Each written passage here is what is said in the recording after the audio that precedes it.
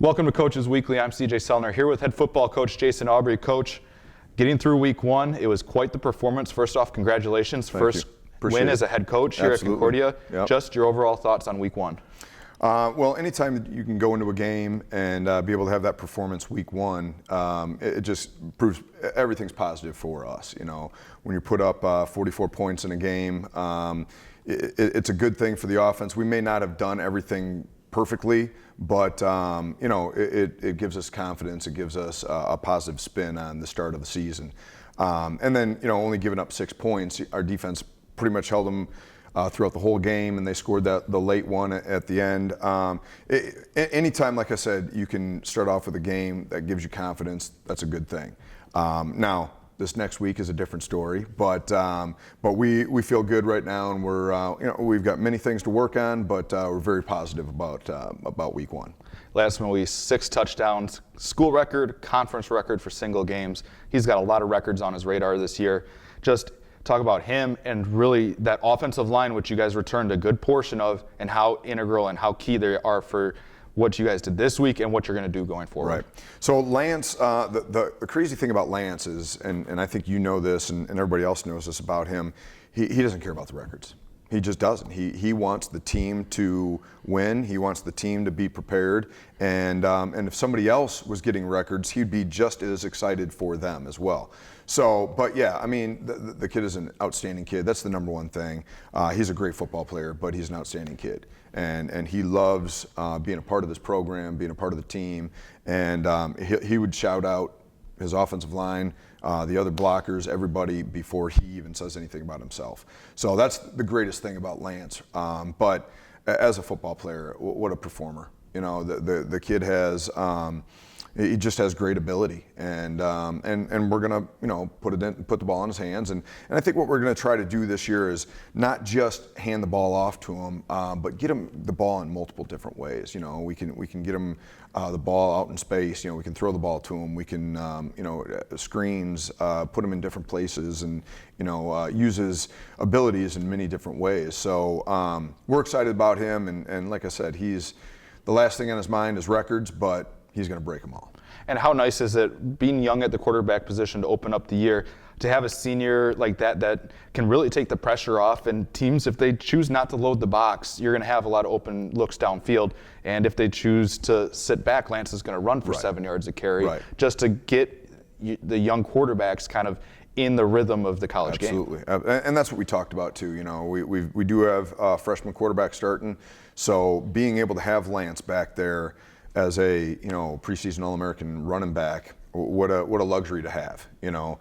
I think our freshman quarterback played very well this past week. He was very efficient, and that's what we're looking for out of our quarterbacks. We want efficiency, we want to be able to complete passes, and we want to be able to hand the ball off to Lance and let Lance do his thing. Defensively, as you said, 6 points, flying all over the field. One thing that this team didn't do a lot last year is create turnovers. They did that right away, helping you guys put up 28 points in the first quarter. That's one of the things that we were talking about is, you know, Lance's longest run was 23 yards. But I think it's because we had such a short field all the time. Our defense put the offense in a great spot multiple times throughout the game, and that's why we were able to score so many points in the first quarter. I believe it was 28-0 at the end of the first quarter, and the offense had short fields because the defense was playing so well, and we had 2 interceptions, and you know, those turnovers obviously are huge in games. You know, so yeah, the defense did their job, and we really complemented each other. I think there was a point where we put a 12-play drive together where we kept the defense off the field, and it really helps when you're able to complement each other.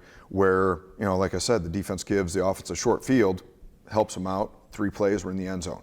And if the offense can come out and drive the field, put together a 12-play drive, keep the defense on the field, rest them a little bit, and it's a great complement to the game. And it's a lot of fun watching this team go nuts for touchdowns, turnovers. This group as a whole is coming together very quickly under your staff now, and the energy that they bring for each other is something that's very noticeable on the sideline. Absolutely. So one of the biggest things that we talk about, and it's the number one thing that we talk about in every team meeting, is team. Team. We have a mantra, a battle cry, I guess, if you will. We say TOI. team over individual. And we do not care about individual stats. We don't want individual glory. We want the team to be overall. One of our receivers coach, Sevi Lubriel, talks about his wide receivers. When one receiver catches the ball, everybody in the receiving room catches the ball. When one receiver catches a touchdown, everybody in the receiving room catches a touchdown. So it's all about the team. And I think that's showing now as, when we had Tyler Creamer get an interception, our offensive guys are so excited for him because he's a part of our team and he just made a play for our team. So now everybody on the team is excited for him. So it's a great concept and our guys are really buying into the fact. Now you get to head into week 2, first home game. It's going to be a crazy atmosphere inside Concordia Stadium. I think it's going to be a challenge for you guys this week. Olivet's definitely a much better team than Beloit. And it's now getting into the rhythm. This team's got to get used to going to class, practice, and getting ready for a team. The nice part is week 1, you have a bunch of weeks to get ready from when you get here in August to get ready for week 1. Sure. Now you have a week to get ready for week 2, right. And it's a good test here on Saturday afternoon. Olivet is traditionally a very, very good team, and they've shown that. And they're 1-0. They won their first game as well. They're a little different team than they were last year. They did lose a few guys on the offensive side of the ball. So looking at them defensively, they're just they're not the same team as last year, but they are still very good. And it's going to be a test for us, and that's what we need. We need to have a test before we go into conference play to make sure that we're ready for teams like Lakeland and Aurora and all our great conference teams. So, but we're excited for the challenge.